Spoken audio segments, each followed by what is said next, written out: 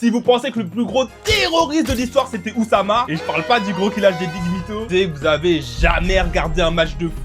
Imaginez juste, vous êtes avec vos potes en mode chill, posés devant la télé en pensant que vous allez voir le match du siècle, et au final il y a une des deux équipes qui joue le bus pendant tout le match. Ça, c'est ce qu'on appelle le Harlem Ball. Un style de jeu dégueulasse, c'est juste là pour récupérer les 3 points, quitte à faire un jeu éclaté. En plus, ça commence à contaminer tous les championnats, les grandes équipes, etc. Donc pour vous informer de cette épidémie-là, j'ai décidé de vous faire une vidéo où je vais répertorier les différents levels de Harlem Ball, avec des exemples de matchs d'équipes qui ont fait la renommée de cette discipline. Et on va commencer direct avec le niveau 0, le Halal Ball. Ce niveau c'est simple, hein, c'est juste le fait de ne pas pratiquer le Haram Ball. C'est un jeu grave offensif en mode tiki-taka, 1-2 dribble, bien spectaculaire, tu vois. En plus quand tu vois ce genre de match là où des équipes jouent le Halal Ball, clairement une publicité pour le foot. Même les gens qui sont battent les couilles du foot, ils vont commencer à regarder le match et dire ah ouais putain c'est pas mal et tout. Et malheureusement ça te fait de plus en plus rare. Et le seul endroit où c'est interdit encore, c'est en Bundesliga. Ce qui fait que là-bas t'as des matchs grave ouverts, grave offensifs, super stylés. Mais ça fait aussi que Randall Alokomoisi il peut lâcher une saison à 25 buts. Et bon vas-y,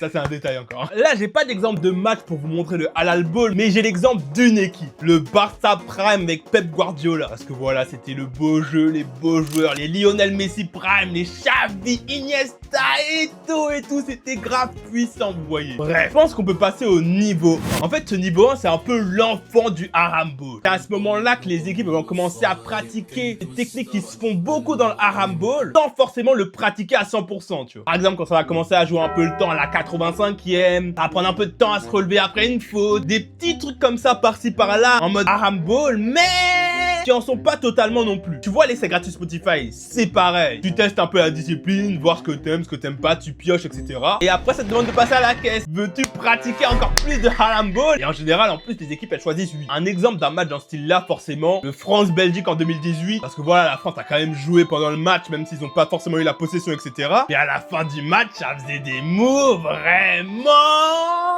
Je me rappelle de Mbappé qui prend la balle, qui la garde comme si c'était son bébé. C'est typiquement le niveau 1 du Hallam Ball. Parce qu'il l'a fait qu'une seule fois dans le match et que vraiment vers la fin. Mais c'est des trucs que peuvent faire les équipes des niveaux suivants. Par exemple, du niveau 2. Le niveau 2, c'est un peu le début du Hallam Ball. Avant, c'était plus un essai gratuit Spotify. Là, maintenant, tu viens de payer l'abonnement. Let's go! Tu fais partie du club des races.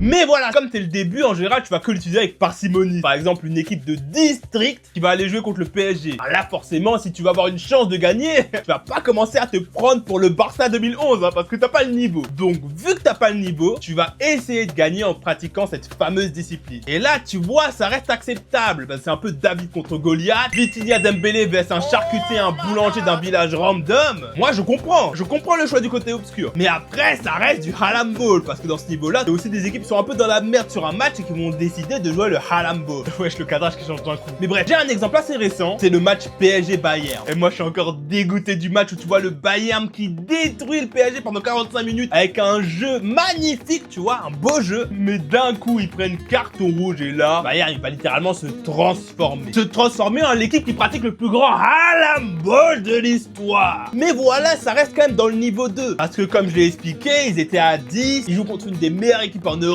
C'est plus ou moins acceptable. Et encore, hein, vu les pratiques qu'ils ont fait, ils auraient pu monter au niveau 3, voire au niveau 4. Mais justement, en parlant du niveau 3, on va y passer tout de suite. Le niveau 3, c'est le niveau de la génération terrible. Dans ce niveau-là, j'ai juste parlé d'un club, Retafe. Il y en a de leur tête, ils vont dire, mais pourquoi ils me parlent du club de Galmont et tout? Les gars, si vous savez ce qui se passe en Soum Soum en Espagne, là, dans ce club, oh putain, je vous dis, vous serez bien choc-barre. Pour définir un peu Retafe et l'entraîneur notamment de Retafe, disons que c'est la nouvelle génération du Hallam Ball. Il est en train de faire évoluer la discipline dans une autre dimension. Parce qu'en plus de jouer en bloc bas plus serré qu'un t-shirt S sur NASA, ils ont inventé une nouvelle façon de jouer au foot. En le mélangeant à la boxe et à la MMA. En plus là, j'ai des images du dernier match qu'ils ont joué contre le Real. Vous voyez, un pressing bien agressif. Ah, vous voyez, les défenseurs, ils se la donnent. Il y en a qui vont me dire que j'abuse. Ah, non. On parle quand même de l'équipe qui commet le plus de fautes en Liga cette saison. Et ça fait 1 ou 2 ans que c'est le cas. Hein. Comme je l'ai dit, c'est assez révolutionnaire dans le Hallam Ball. Parce que, en général, tu vas juste péter devant, jouer un gros bloc derrière et jouer en contre-attaque bien rapide. Mais ils ont décidé de mélanger ça avec des fautes de barbares d'élite. Si vous avez jamais vu un match de Retafe, en fait, quand il y a un joueur adverse qui reçoit la balle à peu près au milieu de terrain, il n'y a pas un joueur qui vient le presser. Pas deux. Il y en a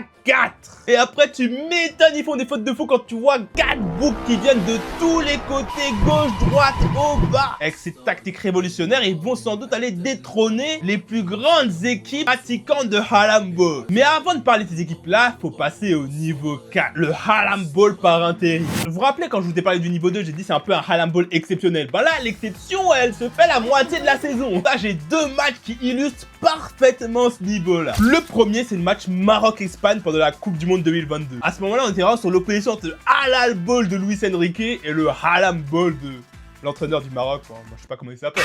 L'Espagne essayait de jouer un beau jeu, etc. Mais tu m'étonnes, ils ont galéré à marquer un but avec la défense bien compressée, bien stressée du Maroc, bien derrière. C'est compliqué d'avoir quelques actions. Pour vous illustrer ça, pour ceux qui ont oublié un peu le match, regardez un peu les statistiques. Ouais, sans doute quelques trucs de particulier, mais le théorème du Harlem Ball est complété. Le théorème du Harlem Ball, c'est quoi ça? Attendez, on va se mettre en mode scientifique pour vous expliquer tout ça. J'ai sorti le petit costard sous maillot du Togo, les gars, il fallait pour vous expliquer le théorème. On va étudier 4 stats ici pour vérifier si le Harlem Ball est bien utilisé. On va regarder si la possession est en dessous de 30%, s'il y a un nombre de tirs inférieur à 3, si les passes que tu as fait dans le match sont 2 fois moins élevées que l'équipe adverse, et si tu as marqué aucun but ou juste un vieux 1-0. Et là, comme par hasard, tout est respecté, hein.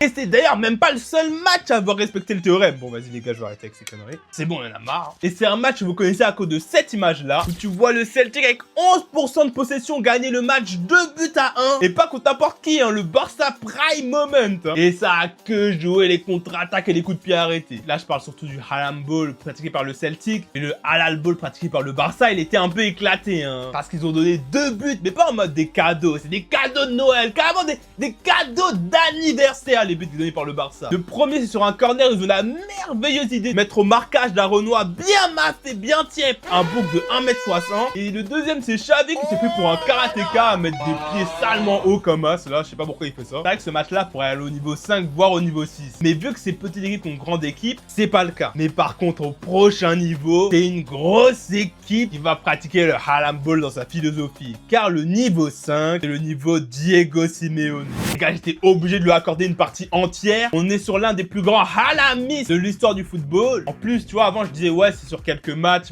intermédiaires. Lui, c'est tous ses matchs. Barça ou Celtic, rien à foutre. PSG, Valladolid, bat les couilles. Après, qu'elle a écrit, c'est trouver un match où il va jouer un jeu normal, tu vois, pas un jeu halamiste. Parce que vraiment, c'est le spécialiste du but à la dernière minute du 1-0. Pendant des années, il a pratiqué cette technique au très haut niveau. Il l'a fait contre toutes les grandes équipes. Contre le PSG, il l'a fait. Contre l'AC Milan, il l'a fait. Contre le Bayern, il l'a fait. Contre le Barça, ils l'ont fait. Contre Liverpool, ils l'ont fait. Et d'ailleurs, je vais faire une aparté sur ce match-là. Parce que certains, pendant ce match, ont douté du Chulissimo. Mais les gars, le Chulissimo n'est pas mort. Le Chulissimo vit toujours. Le Chulissimo. Diego Simeone. Le seul truc qui fait que Simeone ne peut pas arriver dans le niveau 6, c'est qu'il n'a pas gagné de grandes compétitions avec son Harlem Ball. Ils ont failli gagner la LDC en 2014 contre le Real, mais ça suffit pas de finir deuxième. Parce que pour être au niveau 6, faut avoir remporté des grandes compétitions avec un Harlem Ball pur et dur. Mais avant de passer à ce niveau 6, j'ai quelques mentions honorables. Parce que en préparant la vidéo, je me baladais sur TikTok et je suis tombé sur des versions du Harlem Ball à l'ancienne. La version des OG, des Néandertals, tu vois. Faut d'ailleurs que je parle du Danemark en 1992 qui ont carrément fait changer les règles du foot tellement le Harlem Ball il était puissant. Parce qu'en gros, ce qu'il faisait, c'est que pour jouer le temps, il jouait la balle au gardien. Le gardien attendait que l'attaquant fasse le pressing et la reprenait en main. Alors vous allez me dire que ouais, on n'a pas le droit de faire ça. Mais justement, on n'a pas le droit de faire ça à cause du Danemark qui a abusé de cette technique pendant l'Euro en 92. T'as aussi les Pays-Bas en 1990 qui te lâchent des pressings, ils sont à 15 sur la balle. Enfin, le foot vraiment d'une autre époque. Hein. La queue pour abattre, t'as l'impression c'est une cour de récré le bail, c'est une folie. T'as aussi l'Égypte de 90 avec le gardien qui lâche des feintes, qui fait des petites passes avec son défenseur, qui joue aussi le temps mais comme un raciste, tu vois. Il fallait quand même que je les évoque avant de passer au GOAT du Harlem Ball. Le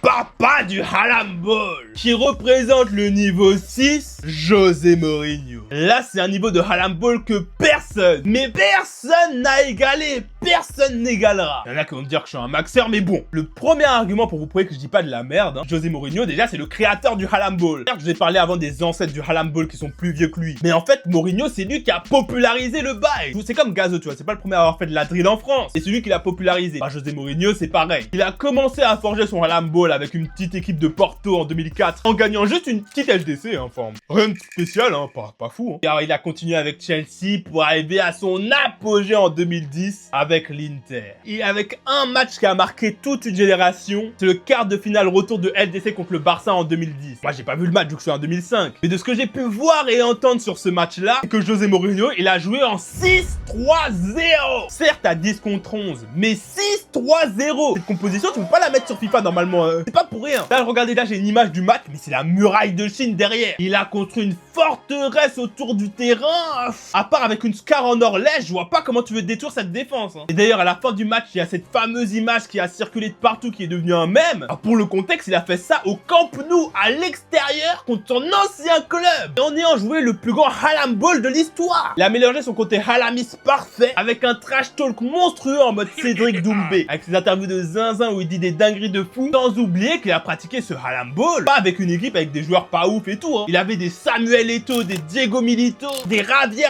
Zanetti, des légendes du foot, tu vois. Il aurait pu jouer un beau jeu et tout. Et pourquoi pas gagner la Ligue des Champions avec ça. Mais il a préféré faire jouer Samuel Eto'o arrière gauche pendant la deuxième mi-temps contre le Barça. Après là, je viens de faire une vidéo entière où je parlais surtout du haut niveau. Donc si tu veux un peu plus de légèreté, parler du football un peu champagne, champêtre, je sais pas comment on dit, j'ai fait une vidéo sur le foot en district. Elle s'affiche quelque part par là. Je te laisse la regarder, elle est super bien. Et sur ce, à la prochaine.